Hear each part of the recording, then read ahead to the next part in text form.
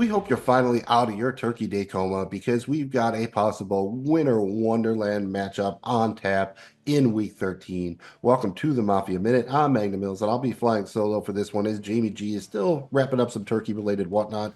Aren't we all? Just look in your fridge. I bet you there's a couple of leftovers in there. Thank you very much for checking out the Mafia Minute. We are presented by C's Again Fantasy Football. You can find us wherever you get your podcast and on YouTube. Find us on social media at CSAGAPFF and find us on the web at mafiaminute.com. We try to keep it easy to remember, just like the flaps, FLAPS. Follow, like, and please subscribe. If you had fun, please make sure you hit the thumb. We are going to be previewing the big Week 13 showdown against the 49ers. But first, let's check out the latest Buffalo Bills news and whatnot with a little Bills on parade. Kind of off the field stuff, but I guess it matters as Josh Allen had a big life change. He popped the question to his girlfriend, Haley Steinfeld, and we're happy to report she is now his fiance. According to what I've seen online, Bills Mafia seems to be very approving of this. Some even calling her the Queen of Buffalo. So good for you, Josh. I think you really scored on that one too, just like you score on the field. The man is really just putting in the work. And another guy who might be acknowledged for his work sooner than later is offensive coordinator Joe Brady. He is being rumored and kind of connected to various head coaching vacancies already. If the Bills can do their job and finish things up here, let's just say he probably won't be back with the Bills next year, but I think all parties would be happy with that outcome if it goes the way we want it to go. Let's get into the game preview, starting with the tail of the tape. Go ahead and ring the bell. This is week 13, Sunday night football. The 5-6 San Francisco 49ers are traveling to Buffalo to face the 9-2 Bills. This is Sunday, December 1st, 2024. December already. Kickoff is at 8:20 p.m. Eastern Standard Time. You can watch the game on NBC and Peacock. According to the Draftkings Sportsbook, the 49ers are currently 6-point road underdogs, plus 205 on the money line, while the Bills are 6-point home favorites, minus 250 on the money line. The game total is 44.5 points. Weather could get a little bit wild for this one. It has been all over the place. They've extended the winter storm warning here till 7 p.m. on Monday night. Not impossible that this game gets postponed. Don't think it will be. Originally, the snow was supposed to stop well in advance of the game. The main problem is going to be clearing everything out. Assuming the snow isn't an issue, things go off as planned. You're probably looking at temps in the mid-20, winds 10 to 15 miles an hour. So not perfect, but not crazy either. Not anything really outside the norm for December in Western New York. Let's get into the injury report, starting on the 49ers side of the ball, and I'm happy to report for once the other team might have it worse. The 49ers have multiple players already declared out, including left tackle Trent Williams, defensive end Nick Bosa, linebacker Dre Greenlaw, guard Aaron Banks, defensive tackle Jordan Elliott, and quarterback Dimidor Lenore. And they have 5 players listed as questionable, most notably quarterback Brock Purdy with an injury to his right shoulder. Then you have defensive tackle Kevin Givens, linebacker Demetrius Flanagan-Foles, quarterback Renardo Green, and wide receiver Chris Conley. Really stinks for the 49ers here. They have to be happy to get Purdy back. But while Kyle Shanahan said he's going to play, he also said anything could happen between now and kickoff. Always something to worry about when your quarterback has an injury to his throwing shoulder. One thing that'll be crucial for the Bills is to take advantage of the absence of Trent Williams and Nick Bosa. Bosa is definitely a defensive player, and Trent Williams is still right up there as one of the best left tackles in the league, if not still the very best. On the Bills side of the ball, things are a little bit simpler. Dawson Knox will be out, unfortunately. And then we have 3 players listed as questionable. Wide receiver Keon Coleman with that wrist, Matt Milano with that biceps, and defensive tackle Dwayne Carter with a wrist. Keon Coleman is shaping up to be a rare, true game time decision. Might not know until 90 minutes before kickoff, so going to have to stay tuned on that one. Matt Milano is widely expected to come off of IR and start in this game after practicing in full all week long, and they have an open roster spot waiting for him. And if I had to make a guess, I'd say that they don't activate Dwayne Carter this week. I don't know if they necessarily need him right here, and they'd have to create another roster spot, which means either cutting somebody or putting somebody on IR. That would probably be Kincaid, so let's hope that they don't have to go there. Again, and not too shabby, all things considered, for what the Bills have been working with this year on the injury report. Jamie G is not here, but we still need his keys. You know my keys. These are the keys to victory for the Bills in week 13. We've got four of them for you here. Key number one, I teased it a minute ago, need to capitalize on the absence of Trent Williams at left tackle. They did have a bad game against Minnesota where they gave up 6 sacks, but other than that, the 49ers have not given up more than 3 sacks in a game so far this season. So I'd like to see the Bills get to that six. I don't know if they could quite get there, but let's at least get past the three. Let's get to that four or more sacks. Key number two, keep Christian McCaffrey glued to the ground. For the most part, the 49ers have not been able to get him going in the receiving game, and we've seen the Bills struggle a bit covering backs out of the backfield with wind conditions in play, with a little bit of the cold, with Brock Purdy nursing that sore throwing shoulder. You could see McCaffrey be heavily targeted. So who cares? Let him catch as many balls as he wants, but if you can keep him under, say, 50 yards receiving, I think that'll prove crucial.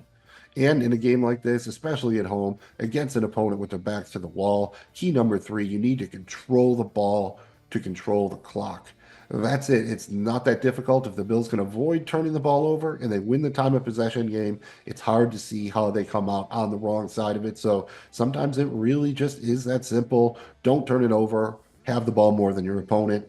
Very crucial. And finally, key number four, everybody eats, but let James cook. This is going to be a good way to get in rhythm against the 49ers. They've been somewhat vulnerable to the run. Let's just see Cook get 20 combined touches. I don't care if it's 15 carries and 5 receptions or 17 and 3 or 20 and 0. Hell, if you want to give him 0 carries and 20 receptions, probably there for it. But I think if you can let everybody else get a taste, but let James Cook kind of be the sous chef there, I think that will be absolutely crucial. So there's your four keys. Capitalize on the absence of Trent Williams. Keep Christian McCaffrey glued to the ground. Control the ball to control the clock. And everybody eats, but let James cook. Now we're going to come in a little bit hot here. We have some predictions and we're coming in hot with them. We like our predictions like we like our buffalo wings at various levels of spice. So we're going to give you a mild prediction, a medium prediction, and a hot prediction. The mild is going to be a little bit of a spin on one of the keys to victory. The mild is everybody eats, saying Josh Allen completes a pass to at least 8 different players. So there you go, spreading it around. Everybody eats. 8 or more players will catch a pass.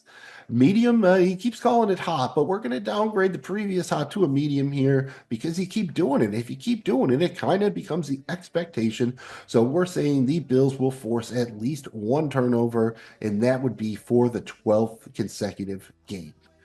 We want to keep the streaking thing going. So for the hot boy, for our hot prediction, we're going to say that the Bills score 30 plus points, and that would be for the sixth consecutive game. So not quite to 11, but they're at 5 right now. Not too shabby, even if it's just been 30 on the number the last three. We will take it. You get to 30. I think that's a magic number. I think we're taking it down.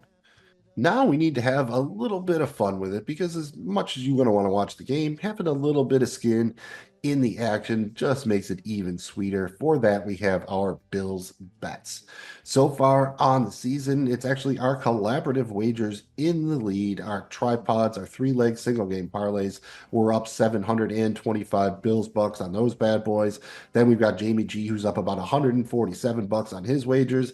I am now trailing after losing in a couple of row. I am down 353 bucks. So I'm going to go first here, try to get back on track this week, and I'm going to do it by letting James Cook. Give me James Cook 80 plus rushing yards. That's plus 155. So 100 Bills bucks, bringing you back 255. Jamie G is going to go back to old reliable here. This is his guy. It's worked for him a bunch. Why not go back to the well here? Josh Allen, 2 plus passing touchdowns. That is even Steven plus 100. So 100 Bills bucks brings you back 200. Not too bad. And then we've got our tripod again. This is a 3-leg single game parlay. We're getting these odds from Draftkings. Leg number one, we're going with James Cook, anytime touchdown scorer, minus 130 for that bad boy. Leg number two is Josh Allen over 262 and a half passing plus rushing yards. So that's the combo yards right there, minus 115. And finally, we're not saying he gets there with the yards, but you think he's going to catch a few passes. Give us Christian McCaffrey over 4.5 receptions. That's plus 125. You put those three legs together, James Cook, anytime touchdown scorer, Josh Allen, over 262 and a half passing plus rushing yards, and Christian McCaffrey over 4.5 receptions. You get plus 575. So 100 Bills bucks is bringing you back 675. Then we have to get into our draft Joshes. We know a lot of you play on Draftkings, but around here, Josh Allen is the king. So we call our Draftkings picks our draft Joshes. Simple enough, right? Not going to get too crazy in depth with it here. Just going to give you a couple of our favorites, starting with the captain spot.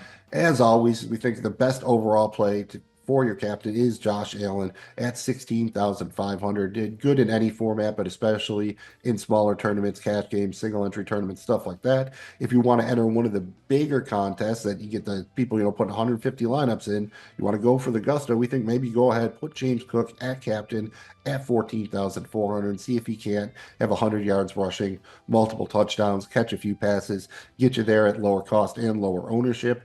You're going to need to save some money to get some of those guys in there. So, as far as favorite value plays, if you want to spend up a little bit, you can go to the creek with Dawson. Dawson Knox, he's 4,000 here. Kincaid is out. You can attack San Francisco with the tight ends. Good target in the red zone. Josh trusts him, so a lot to like there. And if you want to spend down and really save some money, why not go with Zach Davidson, tight end here? He will be active. Got one target last game with Kincaid out. You don't have to really do anything. Honestly, at 200, you can get away with taking a zero, but he's a tremendously big human being.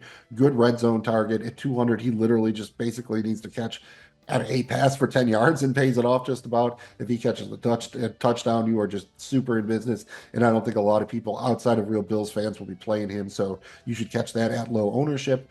You do need to play somebody on the San Francisco side of the ball. I think really the obvious play here, if you're going to put him in your flex, you can go with Christian McCaffrey, 10,600. Again, could catch a bunch of passes. You'll know they'll go to him in the red zone if they get there.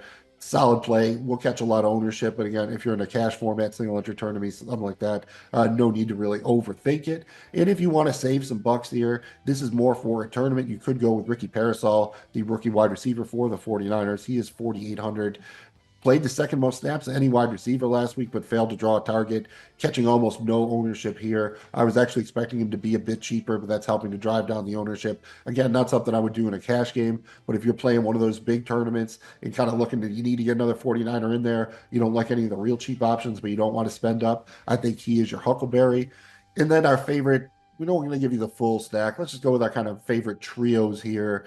Definitely love getting Josh in there with James Cook, Dawson Knox, probably running it back on the other side with Christian McCaffrey. And then in a tournament, maybe if you wanted to think, the 49ers going to score more, something like that, or perhaps it's just Josh getting it done, you could forego Cook, put Allen in a captain, maybe stack him up with Shakir, Amari Cooper, and then run it back on the other side with Kittle or maybe and/or McCaffrey, depending on what you want to do. So a lot of interesting options. The pricing is pretty interesting. And again, just make sure you keep an eye on the weather. Go ahead, lock your spot into your contest now, but make sure you edit that lineup. Make sure you like it before we lock here once we get a little bit better idea what the weather is going to look like. One last order of business, and that is the final score prediction. We think it's going to continue. Obviously, we're going to be a little bit biased on these sometimes in terms of who wins. But in particular, here, we've got the Bills getting to 30 for the sixth game in a row. The final score prediction is Buffalo 30, San Francisco 24. They was tempted to go with the 27 here. I felt like maybe a little bit too much on the point. So we feel that's a nice one there. And it'll at least be a push there if you're getting the line at 6 points for you. So there you go. Buffalo 30, San Francisco 24. Go ahead and book it.